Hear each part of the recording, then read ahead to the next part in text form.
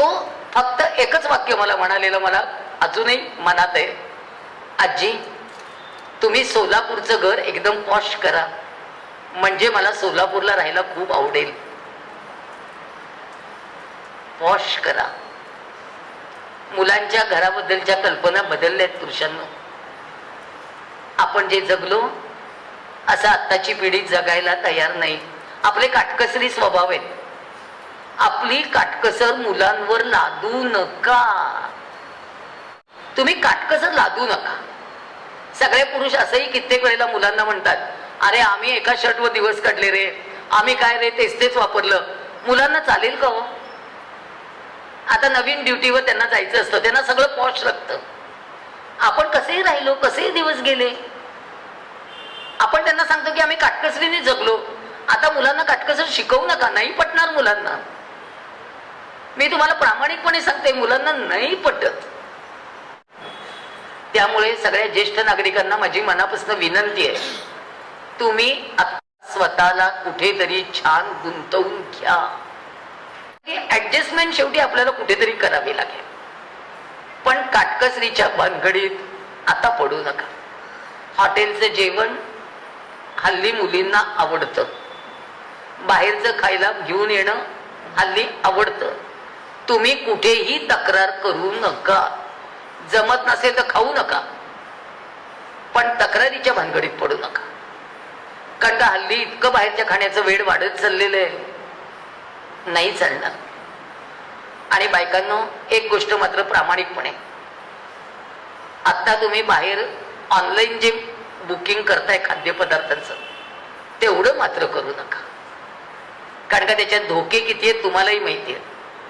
फक्त आपण मुलांशी हे बोलूया. तुम्ही जर सतर्क आई असाल तर बाहेरचे धोके मुलांना समजावून सांगा, सुनांशी बोला, तर हे समजले जाते. पण कुठल्याही प्रकारे काटकसर लादू नका. उधळेपणा पण करायचं नाहीये, काटकसर पण लादायची नाहीये. पण हे सगळं जर जमणार असेल तर पुढचं म्हातारपण चांगलंच आहे. नाहीतर आता म्हातारपण हे आपल्यालाच नियम खूप आहे. आणि तरुण पिढीनं, आम्ही तुम्हाला लहानपणापासून इतकं छान वाढवलंय, आम्ही कष्ट केले, आम्ही उपकार नाही केले तुमच्यावर. पण थोडंसं आम्हालाही समजून घ्या ना. आम्ही फार वेगळ्या पद्धतीने वाढलो रे, आम्ही फार वेगळ्या पद्धतीने जगलोय. त्या जगण्याचे अर्थ खूप वेगळे होते. त्यावेळेला परिस्थिती नव्हती, त्यावेळेला आम्ही काटकसर करत गेलो. आम्हाला काटकसरीने जगायची सवय लागली आहे. आम्ही मुद्दाम नाही करत. पण तुम्ही तुमच्या बायकांना सांगा, आई मुद्दाम नाही करत. आई शिळी भाजी उरली तर का खाते, तर ती वाया जाऊ नये म्हणून खाते. तिला शिळ करायचे हौस नाहीये. काही गोष्टी तुम्ही मुलांनी बोला, बायकोशी बोला, तुमची परिस्थिती सांगा की आम्ही आता अशा पद्धतीने जगतोय. याचं कारण असं आहे की आमच्याजवळ पैसा नव्हता. थोडेसे पैसे असले की सुरक्षित वाटतं ग. माझ्या मिस्टरांची सर्व्हिस प्रायव्हेट होती. प्रायव्हेट नोकरीमध्ये फंड नाहीये, आम्हाला पेन्शन नाहीये, पत्रकारांना पगार नव्हते. आम्ही काटकसरीने जगलो. आता जर आम्ही काटकसरीने जग असं सुनेला शिकवलं, आता तिला पटणार नाहीये.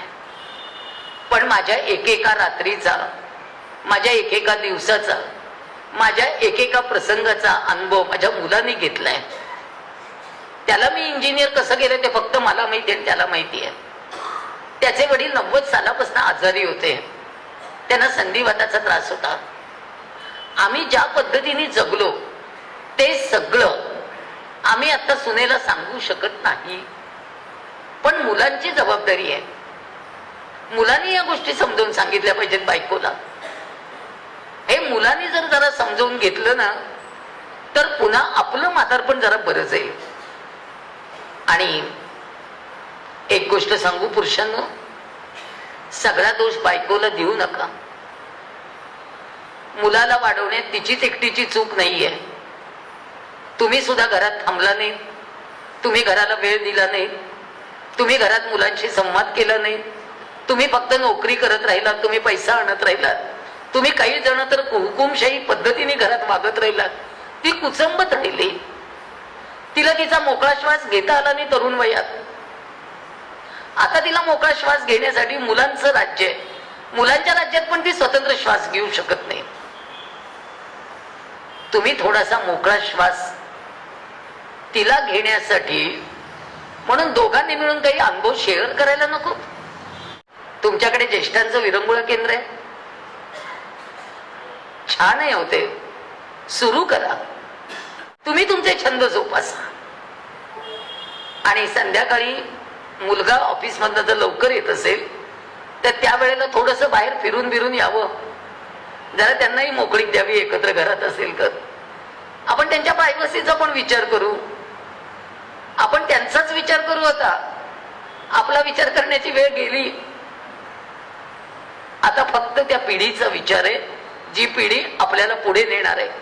पाणी घालणार आहे असं मी म्हणत नाही. पाणी कोण घालेले आता मलाही माहिती नाही, कारण का तो विषय अवघड आहे. तो सोडून देऊ. पण प्रत्येक पावलावर आता फक्त ऍडजस्टमेंट आहे. एक गोष्ट बोलू, दागिने खूप असतील आत्ताच वाटून टाका. मुलीला आणि सुनेला सारखे द्या. आणि जर नसतील तर काही प्रश्नच नाही. पण असतील तर दोघींची वाटणी सारखी. बरं का, उगीच मग सुनेला जास्त कमी दिले, हिला जास्त दिले, तुम्ही गेल्यानंतर शिव्या खाऊ नका. काय असेल ते आधी. आणि एक गोष्ट खरी, मुलांना आत्ता आपण आहोत तोपर्यंत जे काही त्याच्या वाटणीच आहे ते तुम्ही लिहून ठेवा. मृत्यूपत्र करायचं प्रत्येकाने. आता पुढच्या पिढीमध्ये भांडणं नकोत. स्वच्छ सगळं छान लिहून ठेवा. रजिस्टर करायला पाहिजे अशातलाही भाग नाहीये. एका कागदावर लिहून ठेवा. फक्त एका डॉक्टरची सही घेऊन ठेवा त्याच्यावर. अहो काही नाही, सोपं आहे. लाचार झालेलं म्हातारपण नको. स्वाभिमानाने जगलोय, योग्य तिथे स्वाभिमानाने जगूया. पण ही नाती टिकली पाहिजेत, खूप टिकली पाहिजेत. आज नात्यांवर बोलते. तरुण मुलांनो आणि मुलींनो, तुम्हाला या नात्याचे अर्थ आत्ता नाही कळणार. जेव्हा म्हातारपण यायला लागतं, कृतांत कटका मलध्वज जरा दिसू लागली. जेव्हा म्हातारपण दिसायला लागतं ना, तेव्हा भीती वाटते बरं का. आणि एक विनंती करू, मुलं कुठेही राहायला जाऊ देत, गाव सोडू नका. त्याचं कारण असं आहे, त्या गावात तुमची माणसं आहेत, तुम्हाला ओळखणारं माणूस आहे. तुम्ही अडचणीत आलात ना तर ती माणसं तुमच्यापर्यंत पोहोचणार आहेत. ती तुमच्या जवळच्या माणसांपेक्षा तुमचं जास्त करणार आहेत. तुम्हाला काही व्हायला लागलं ना तर पळत पळत वर्तक तरी तुमच्यापर्यंत पोहोचणारच आहे. प्रत्येक माणूस तुमच्यापर्यंत पोहोचणार आहे. त्यामुळे आपलं गाव नाही सोडायचं. किती मुलं म्हणाली पुण्यात येऊन राहा, तुमचं घर आणि तुम्ही लखलावेत, आमच्या अडचणीच्या वेळेला या, पण घर सोडून नको जाऊ. आज मी सगळ्यांना सांगते, आपली समोरचं ताट द्या पण बसायचा पाठ देऊ नका. हे बरोबर विवा शिरवाडकरांनी लिहिलं. माझा मुलगा त्याचे बाबा गेल्यानंतर खूप अस्वस्थ आहे. तो 42 वर्षाचा आहे, पण तो इतका रडतो की त्याचं रडणंच थांबत नाही. तो सोलापूरला आल्यानंतर यांच्या खोलीत बसून इतका रडतो. त्याला मी परवा म्हटलं, आशुतोष किती रडशील? आता 3 वर्ष झाली यांना जाऊन. तो म्हणतो, मी लहान असताना जर बाबा गेले असते ना तर आई फार बरं झालं असतं. मला त्यांच्या आठवणींचा एवढा त्रास झाला नसता. माझ्या मिस्टरांना एक फार चांगली सवय होती, पुरुषांना मुलांनी नमस्कार केला ना की ते त्याला मिठी मारायचे. मी यांना एकदा विचारलं होतं, आशुतोषने नमस्कार केल्यावर तुम्ही त्याला मिठी का मारता? तेव्हा ते म्हणाले, मला माझ्या हृदयाचे ठोके त्याच्या हृदयात ऐकू येतात आणि मला ते ऐकायला फार आवडतात. पुरुषांच्या मुलांविषयी असलेल्या संवेदना मला यांच्या आजारपणात कळल्या. ते इतके अस्वस्थ असायचे आशुतोषसाठी. त्याही जवळजवळ 7 महिने शेवटचे ऑक्सिजनवर होते. आम्ही घरातच ऑक्सिजन लावला होता. ते ऑक्सिजनवर होते तोपर्यंत मी म्हणायची तब्येत त्यांची ठीक होती, ऑक्सिजन मात्र रोज कमी पडायचं म्हणून लावावा लागायचा. ज्या दिवशी ते सिरियस झाले मी आशुतोषला फोन केला. तो पहाटे 3:30ला आला. गेट वाजलं नाही, दार वाजलं नाही, बेल वाजली नाही, पावलं वाजली नाही, तरी हे मला सांगतायत तो आलाय, जरा दार उघड. मी म्हटलं बाबा मला कसला आवाज नाही आला? ते म्हणतात नाही ग, माझ्या हृदयाचा प्रत्येक ठोका सांगतो ना तो कुठेतरी माझ्या जवळ आहे, मला अस्वस्थपणा आलाय, तू दार उघड. मी पहाटे 3:30ला जाऊन पुढचं दार उघडलं. आशुतोष बूट काढत होता. तो म्हणला आई तुला कसं कळलं? म्हटलं मला नाही कळलं, तुझ्या बाबांना सगळं कळतं. तो पटकन आत गेला, त्यांना जरा उठून बसवलं गेलं, नमस्कार केला. दुबळ्या दुबळ्या हाताने त्याला जवळ घेतलं, मिठी मारायचा प्रयत्न केला आणि त्या दिवशी हे गेले. गुरुजींनी सांगितलं आशुतोष बाबांना शेवटचा नमस्कार कर. तो म्हणाला माझ्या वडिलांना नमस्कार केला ना की मिठी मारलेली आवडते गुरुजी, मी आता स्मशानात मिठी मारू शकतो का? ते म्हणाले की सगळं आता काळाच्या पडद्याआड जाणारे बाळा, बघायचं म्हटलं तरी माणूस दिसणार नाहीये, तू मिठी मार. त्यांनी वडिलांच्या अचेतन देहाला घट्ट मिठी मारली. तशाही अवस्थेत त्यांचे 100 पापे घेतले आणि अग्निसंस्कार करताना आबाळाला पाजर फुटेल एवढा आंबरडा फोडून पोरगं रडलं आणि घरी येऊन मला सांगितलं आई आज ठोके संपले, आज स्पंदन संपली. म्हटलं नाही बाळा, भारतीय संस्कृतीतली स्पंदन कधी संपत नाहीत. आजपासून तू तुझ्या मुलाला मिठी मारायला सुरुवात कर, तुला तुझ्या हृदयाचे ठोके त्याच्या हृदयात ऐकूच येणार आहेत. स्पंदनांचं संक्रमण आहे हे ठोक्यांचं संक्रमण आहे. एका पिढीने दुसऱ्या पिढीला द्यायचंय आणि ते देण्याचं काम आपण करायचंय. आपण संस्कार जपायचेत, आपण नाती जपायचेत. त्यामुळे सगळ्यांना नम्र विनंती, म्हातारपणी कितीही तुमच्या हातनं चुका झाल्या असतील, एखादं नातं मुद्दाम तोडलं गेलं असेल, आज सगळ्यांना फोन करून सॉरी म्हणून टाका.